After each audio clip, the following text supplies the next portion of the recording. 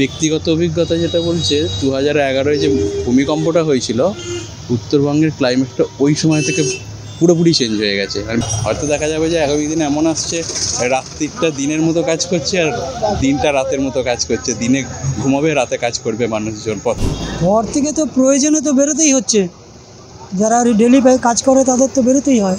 জল মোটামুটি যতটুকু দরকার 2.5-3 লিটার মতো তো খেতেই হয়। গাছপালা সব কেটে দিয়েছে, পাহাড়ের যত গাছ ছিল সব কেটে দিয়েছে, যার জন্য গরম পড়েছে। प्रचंड परिमाणे क्लांत लागছে शरीर। सिलीगुड़ी में भीषण गर्मी में सूरज अपना रौद्र रूप दिखा रहा है। गर्मी में हर कोई परेशान है। तापमान धीरे धीरे बढ़ रहा है।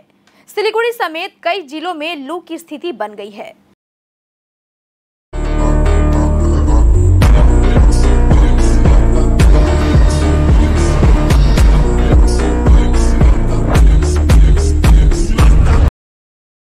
सिलीगुड़ी में अधिकतम तापमान अभी 38 डिग्री सेल्सियस के आसपास है, जिससे शहरवासियों की हाल बेहाल है। मौसम विभाग ने पहले ही कई जगहों पर चेतावनी जारी कर दी है। এখানে তো কিছু করার নেই না। এখানে আপনি আমি করলে অনেক কেস হতো, কিন্তু এখানে কেস হবে না। এখানে কলম চালানোর মতো কেউ নেই।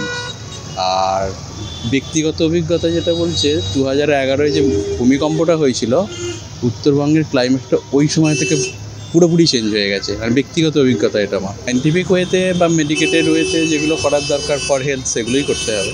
তাছাড়া তো কিছু দেখছি না, মানে বাঁচার জন্য, বাঁচার তাগিদে। আর যেটা দিন দিন বাড়ছে, আগামী বছর হয়তো এই সময় দুপুরবেলা মানুষজন আর হয়তো বাড়ি থেকে বেরোবে না। এই টাইমটাকে গ্যাপ দিয়ে আবার মানে বিকালের কোনো শিফটে কাজ করার চেষ্টা করবে। হয়তো দেখা যাবে যে আগামী দিন এমন আসছে, রাত্রিটা দিনের মতো কাজ করছে আর দিনটা রাতের মতো কাজ করছে। দিনে ঘুমাবে, রাতে কাজ করবে মানুষজন, পথে বেরোবে। এইভাবে যেভাবে বাড়ছে প্রত্যেক বছর, কমার কোনো টেন্ডেন্সি, কোনো নমুনা নেই। প্রত্যেক বছর একটু একটু একটু একটু করে বাড়ছে।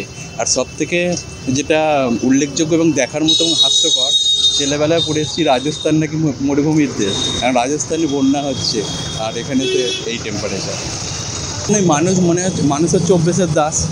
মানুষ হয়তো দেখা যাবে এরকম অভ্যেস করবে যে এই সময়টায় যে বললাম যে এই সময়টা হয়তো ঘুমোবে আর সন্ধ্যের পরে হয়তো ব্যক্তিগত কাজগুলো সারবে। হয়তো অফিস আদালতও বাধ্য হবে এরকম টেম্পারেচারের জন্য, যেটা এমনি গ্রীষ্মের সময় অনেক সাউথে অনেক জায়গাতে দুপুরের 2-3 ঘন্টা গ্যাপ থাকে। হ্যাঁ, মানে পুরুলিয়াতেও দেখেছি 2-3 ঘন্টা গ্যাপ থাকে। 4টের পর থেকে 8টা পর্যন্ত অফিসের কাজগুলো হয়ে থাকে সাধারণত। এখানেও তাই হবে। এখন ওয়েদার পুরুলিয়া, শিলিগুড়ি, কলকাতা এক অবস্থা, কোনো তফাৎ নেই। আমার নাম অরুণ প্রকাশ মুখার্জি। গাড়ি ঘোড়ার জন্য তো এত বেশি সুরক্ষিত নয়। মাঝে মাঝেই তো অ্যাক্সিডেন্ট হচ্ছে ছোটোখাটো। ঘর থেকে তো প্রয়োজনে তো বেরোতেই হচ্ছে, যারা ডেলি কাজ করে তাদের তো বেরোতেই হয়, কিছু করার নেই। সরকারি চাকরিজীবী তাদের হয়তো সেল নিলে চলতে পারে, কিন্তু যারা দৈনিক কাজ করে তাদের তো বেরোতেই হয়। জল মোটামুটি যতটুকু দরকার 2.5-3 লিটার মতো তো খেতেই হয়। না, উচিত তো নয়, বিকেলবেলার দিকে বেরোলেই সুবিধা হয়, কিন্তু বিকেলবেলার সবসময় হয়ে ওঠে না, যে কারণে প্রয়োজনে তো বেরোতেই হয়।